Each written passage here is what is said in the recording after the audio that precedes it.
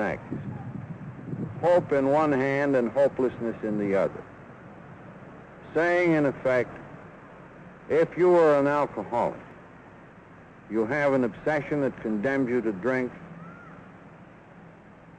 an allergy that condemns you to die. Your only resource is a spiritual experience.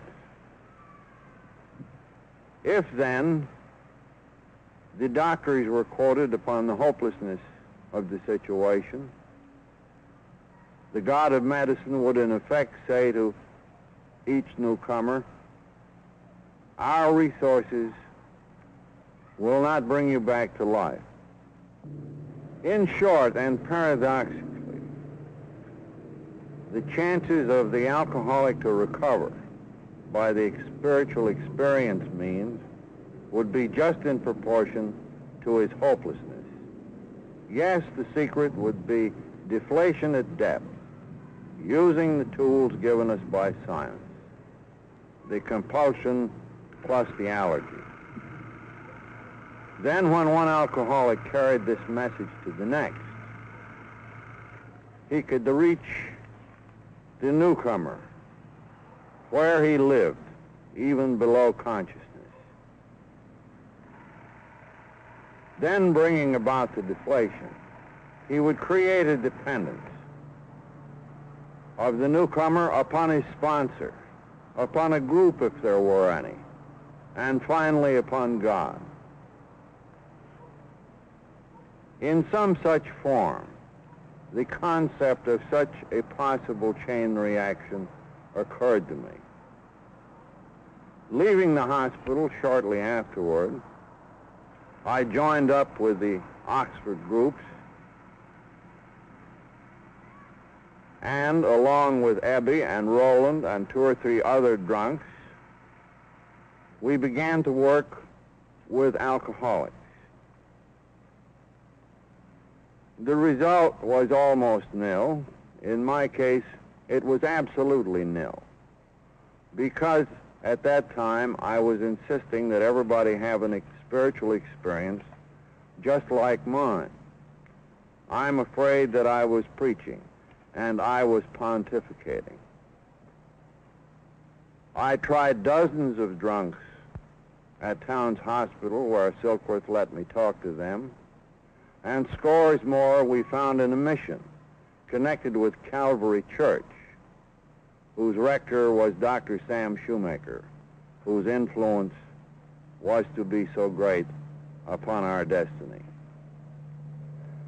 But still nothing much happened.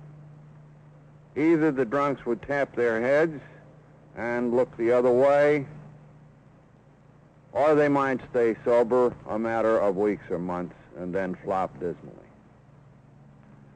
So little by little, I discovered that I had converted my wonderful experience into a foolish rationalization by which I myself had begun to play God. At this juncture, I tried to get back into business. And then came an opportunity to engage in a struggle for a control of a small machine tool company in Akron, Ohio. It was getting chilly out here. Lois, you look as cold as you can be. Well, why don't we go inside and continue there, and maybe you'd make us a pot of coffee. Okay, let's go.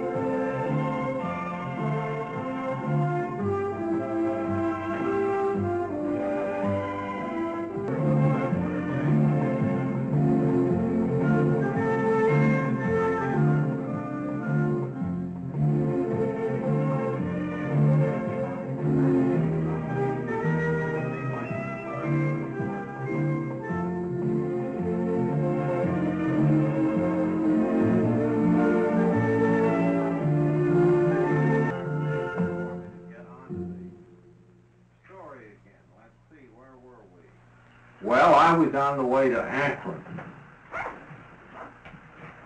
in the company with a number of newly found business friends.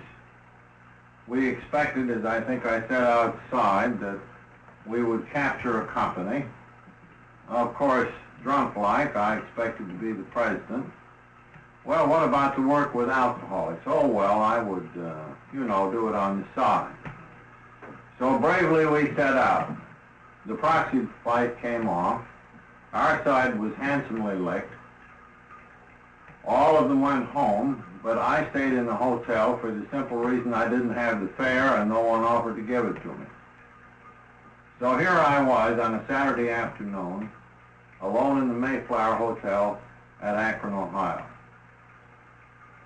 I walked down to the lobby, strode back and forth. At one end there was a plaque with the names of the various churches and preachers. At the other end of my beat there was a bar room. The bar room was filling up, and so were the people in it. And that buzz, so characteristic of bars, had a pleasant sound to me. Soon I found myself saying, well, perhaps I could go in there and have a drink of ginger ale and possibly scrape an acquaintance to pass away this lonely afternoon. And then I caught myself and thought, well, I have been restored to sanity. I can see I'm in danger.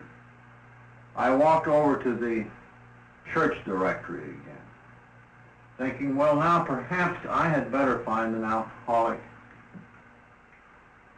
that I might talk to. Because at last, I see that I need such a person as much as he could possibly need me. No more of this preaching I had been doing in New York.